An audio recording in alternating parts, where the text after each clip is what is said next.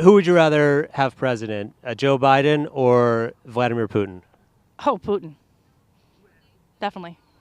And why is that? I believe he's been given a tough since World War II. Russia's been the bad guy, when in actuality the Nazis left Germany, and they ended up going to the Ukraine, coming in here. George Bush was actually. Thank you. George Bush was actually a Nazi. This MAGA moron is saying what a lot of Republican voters are thinking. Given the choice, she'd rather have Vladimir Putin as president than Joe Biden. Because according to Donald Trump, Russia's just gotten a bad rap over the last 100 years. Thank you. That clip comes to us from our friends over at the Good Liars. The GOP's pro-Russia mania is everywhere. But not every Republican is on board with the party's open embrace of Vladimir Putin. Back in May, Donald Trump made a big claim. If elected president, he pledged to end the war in Ukraine in just 24 hours. Take a look. I would sit down. Let me just put it a nicer way. If I'm president, I will have that war settled in one day, 24 hours. How would you settle that war in one day? Because I'll meet with Putin, I'll meet with Zelensky. They both have weaknesses and they both have strengths. And within 24 hours, that war will be settled. It'll be over. It'll be absolutely over. Do you want Ukraine to win this war?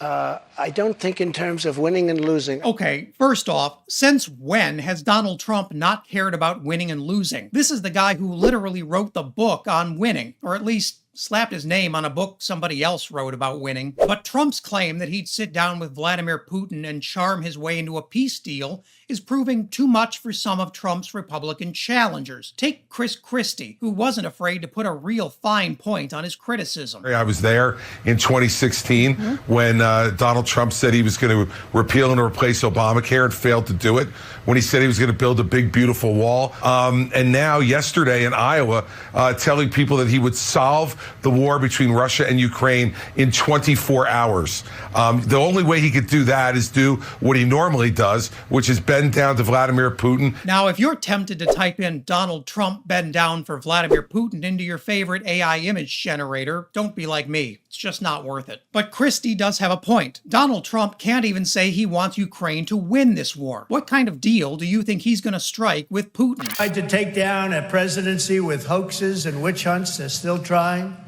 but we wouldn't let them. And now Joe Biden has weaponized law enforcement to interfere in our elections, the greatest abuse of power that I've seen and that most of you have seen in the history of our country. It's a hoax. What's up, everybody? Major Retired Richard Ojeda here, and looking like he had just fought a group of cats over open cans of tuna in a dumpster behind Walmart, Donald Trump spoke at the Faith and Freedom Coalition in front of an applauding audience of cult Christian nationalists, aka Kool-Aid drinkers. Every time the radical left Democrats, Marxists, communists, and fascists indict me, I consider it a great badge of courage. They want to interfere with the fair and free election to a point where Joe Biden is willing to arrest his opponent, who is leading him in the polls by a very, very large number. They lie, they cheat, and they steal, and this is how low they've fallen in an attempt to win the 2024 election.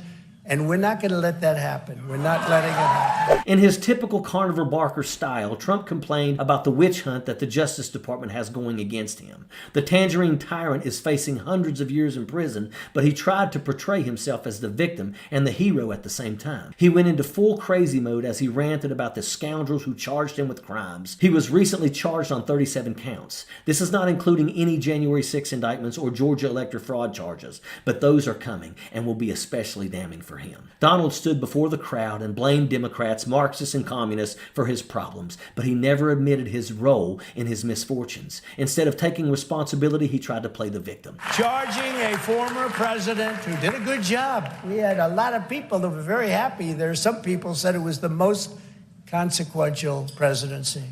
But charging a former president of the United States under the Espionage Act of 1917, that's like making nuclear weapons in your basement, isn't it?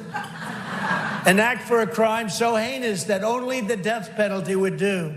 is one of the most outrageous and vicious legal theories ever put forward in an American court of law. It's a disgrace. It's hard to believe that this frumpy jackaloon is the best that the Republicans have to offer in 2024. The truth of the matter is that Donald knows he's in a world of hurt, but he thinks that he is smart enough to outmaneuver Jack Smith, Fani Willis, and the justice system. He's arrogant enough to believe that he should not be held accountable for anything that he does. For him to say that he is being indicted for his followers is a joke.